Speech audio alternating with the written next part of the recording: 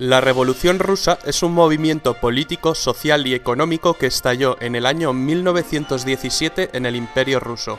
Este episodio, por las trascendentales consecuencias que derivaron de él, es considerado como uno de los más grandes acontecimientos de la época contemporánea. La consecuencia fue el derrumbe de la dinastía de los zares, herederos de los emperadores romanos, lo que significó la abolición del sistema absolutista y despótico hasta entonces imperante. La revolución trajo consigo como resultado un gobierno de corte comunista dirigido por Vladimir Lenin.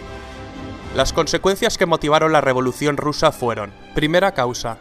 Rusia estaba en guerra con Alemania, se trataba de la Primera Guerra Mundial, entonces llamada la Gran Guerra. Las constantes derrotas que estaban sufriendo los ejércitos rusos en la guerra y las numerosas bajas llevaron al descrédito a los Romanov, la última dinastía zarista, con Nicolás II a la cabeza.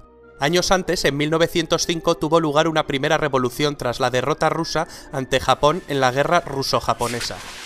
Segunda causa. Rusia sufría una aguda crisis económica con escasez de alimentos para la población, que sufría una terrible hambruna. Era un país eminentemente rural y atrasado. La organización social de Rusia estaba basada en la más absoluta desigualdad, distinguiéndose dos clases sociales bien marcadas: la nobleza y el pueblo llano, casi todos campesinos. No existía prácticamente clase media. La tercera causa la encontramos en la esposa del zar Nicolás II, la emperatriz Alejandra, de origen alemán, tremendamente impopular y enemiga de cualquier reforma favorable al pueblo. Un año antes habían asesinado a Rasputín, médico y asesor de la emperatriz. Estas causas, unidas a un invierno muy duro, fueron el detonante que hizo saltar la revolución. Vamos a distinguir dos fases dentro de la revolución en el año 1917, la Revolución de Febrero y la de Octubre, que en realidad se produjeron en marzo y en noviembre, ya que Rusia se regía por el calendario juliano en vez de por el calendario gregoriano, como el resto del mundo. La Revolución de Febrero se inició con una huelga espontánea de los trabajadores de las fábricas de la capital, Petrogrado, hoy San Petersburgo. Los días siguientes, las huelgas y manifestaciones se generalizaron por todo Petrogrado, y la tensión fue en aumento. Las manifestaciones cada vez fueron más multitudinarias. El ejército no contó con los medios para reprimir la revolución, y Nicolás II, el último emperador de Rusia, tuvo que abdicar. El primer episodio de la revolución se había saldado con más de un centenar de víctimas, principalmente manifestantes. La caída rápida e inesperada del régimen suscitó en el país una ola de entusiasmo y un sentimiento de liberación. Un gobierno provisional sucedió al poder absoluto rápidamente. Este gobierno lo acabaría encabezando Alexander Kerensky. Estas primeras semanas llenas de esperanza y generosidad fueron muy pacíficas, tanto en las ciudades como en las zonas rurales. No hubo represalias contra los antiguos siervos del zar. Se decretó libertad de prensa, de reunión y se permitió la entrada de exiliados políticos, entre ellos la entrada del revolucionario Vladimir Lenin, que vivía en el exilio. Las posiciones se empezaron a mover. Los soviets, que eran asambleas populares de obreros, soldados y campesinos, en un principio permitieron al gobierno provisional gobernar, pero insistieron en una prerrogativa para influir en el gobierno y controlar diversas milicias. La masa de trabajadores y campesinos se politizaba. El pequeño partido bolchevique, liderado por Lenin, quien impuso una radicalización estratégica, se hizo portavoz del creciente descontento general y se convirtió en depositario de las aspiraciones populares.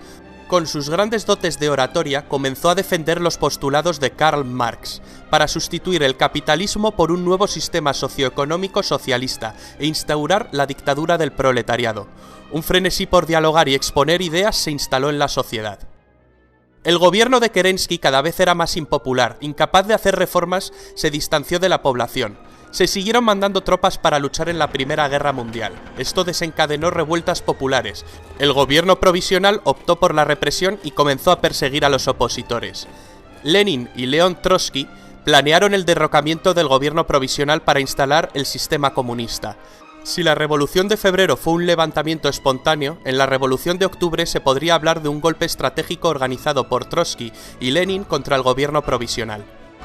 En la Revolución de Octubre, en Petrogrado, los soviets se apoderaron de los puntos estratégicos de la capital y asaltaron el Palacio de Invierno, derrocando al gobierno provisional. Lenin anunció tres medidas: una paz inmediata, un decreto sobre la tierra para distribuirla entre los campesinos y la formación del Soviet de Comisarios del Pueblo, o Sovnarkom, que organizaría unas elecciones para elegir a una asamblea constituyente. El partido bolchevique de Lenin resultó derrotado en las elecciones. Lenin mandó disolver la asamblea.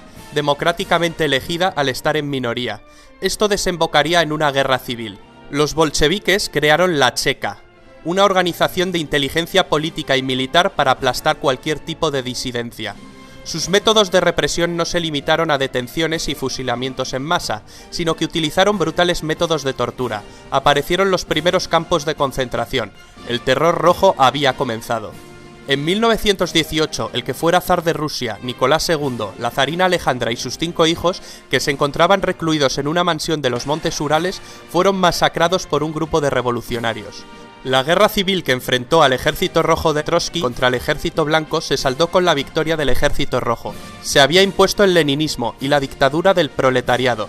Se formó la Unión de Repúblicas Socialistas Soviéticas en 1922. El país estaba profundamente tocado. Una terrible hambruna mató a más de 5 millones de personas. Se pusieron en marcha una serie de reformas. El partido es dirigido de forma vertical, de arriba hacia abajo.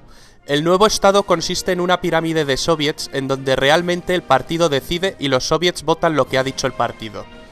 En 1922, un Lenin enfermo deja su puesto. Se inicia una disputa por la sucesión entre Trotsky, el creador del Ejército Rojo y la cabeza más brillante del partido, y otros cabecillas. En 1924 muere Lenin. Iósif Stalin, un hombre al que todos habían infravalorado, se impuso contra todo pronóstico, y sería el sucesor de Lenin. Trotsky fue expulsado del partido y finalmente asesinado.